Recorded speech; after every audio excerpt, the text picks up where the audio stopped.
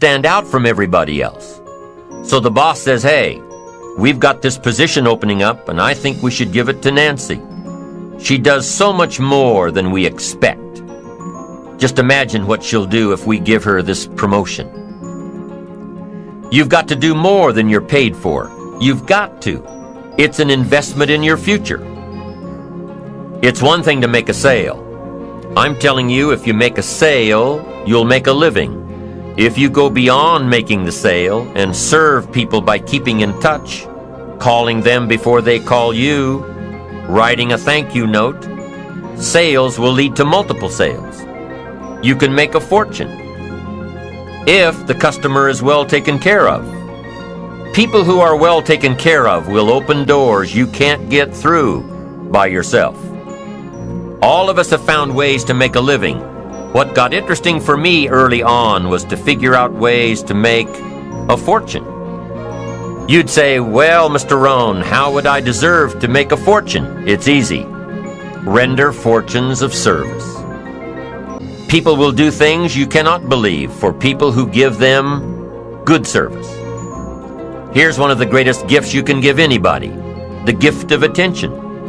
In return, they will do extraordinary things for your career. Take you by the hand and lead you to more people than you could meet by yourself. Always do more than you get paid for. Next, in enlightened self-interest, life responds to deserve, not need. Life responds to deserve, not need. Life was not designed to give us what we need. Life was designed to give us what we deserve. What we deserve. Once you understand that little life principle in your own self-interest, I'm telling you, it's life-changing. The ancient law does not go like this. If you need, you will reap. No, it doesn't work that way. A lot of people out there are hoping it works that way, but no, it doesn't. The ancient law goes like this. If you plant, you will reap. If you sow, you will reap. Somebody says, well, I really need to reap. Well, then you really need to plant in your own self-interest. Your own self-interest needs to be educated in how to plant, how to do it so everybody wins, because life doesn't respond to need. You can't go to the soil and say, I need a crop. The soil just smiles at you. And here's what the soil says. Don't bring me your need, bring me some seed. Bring me some effort. Bring me some discipline.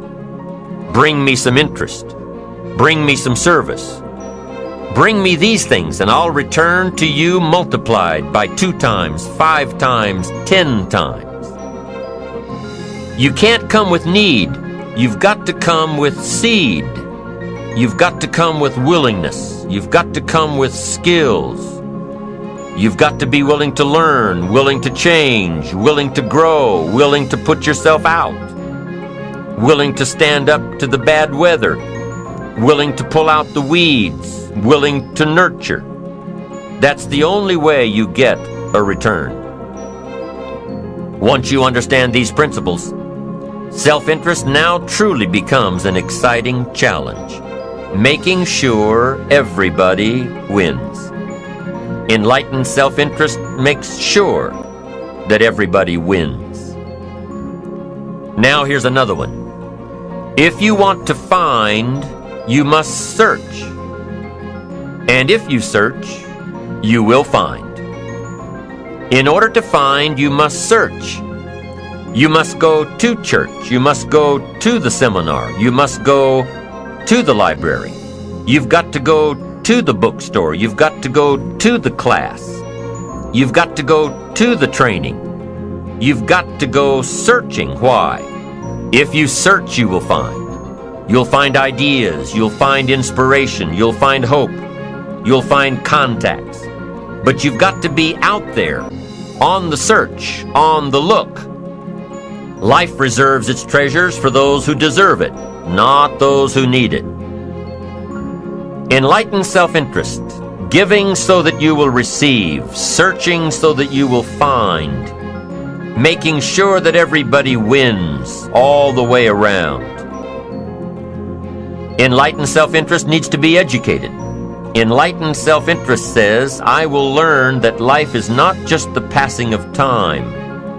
I will learn that life is the collection of experiences, ups and downs, highs and lows, laughter and tears. You must decide to act.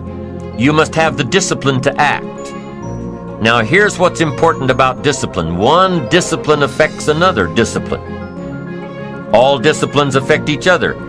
In fact, here's a good philosophical phrase. Everything affects everything else. Nothing stands alone. Don't be naive and say, this doesn't matter. Of course it matters. It all matters. Some things may matter more than others, but everything matters. If you'd rather sleep in than go for a walk around the neighborhood, pretty soon it will matter. If you'd rather spend your money instead of saving it, pretty soon it will matter. If you'd rather put off a letter to an old friend instead of corresponding regularly, pretty soon it will matter. If you'd rather work late every night instead of going home and spending time with your family, pretty soon it will matter. It all matters. Every letdown affects the rest. If you won't walk around the block, you probably won't eat right. And you probably won't buy the books. And you probably won't attend the seminars. And you probably won't spend your money wisely. And after years of this, it all adds up. So the key to reversing this process is to start picking up the disciplines. It does matter. It all matters. Now, here's the positive side. Every new discipline affects the rest. Every new discipline makes a difference. That's why action is so important. The smallest action, the least action. The action that you won't think will matter. It all matters. Take it. Because when you start accomplishing and the value starts to return, you'll find inspiration to do the next one and the next one and the next one. If you start walking around the block, it'll inspire you to start eating right. You start eating right, it'll inspire you to get a book. You get a book and it'll inspire you to get a journal. You get a journal and it'll inspire you to develop some skills. Disciplines affect each other. Lack affects the rest of your life. The key is to diminish the lack. One of our greatest temptations is to just ease up a bit. To do just a little bit less than you're capable of. To take a little break. Somebody says, it'll just affect my sales. No, it'll affect your consciousness. It'll affect your philosophies. It'll affect your home life. It'll affect everything. No, you can't ease up a bit.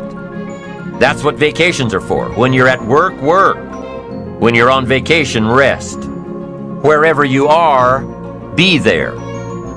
If you think about vacation when you're at work, you'll surely think about work when you're on vacation. You'll just mess it all up. So be disciplined. Get involved.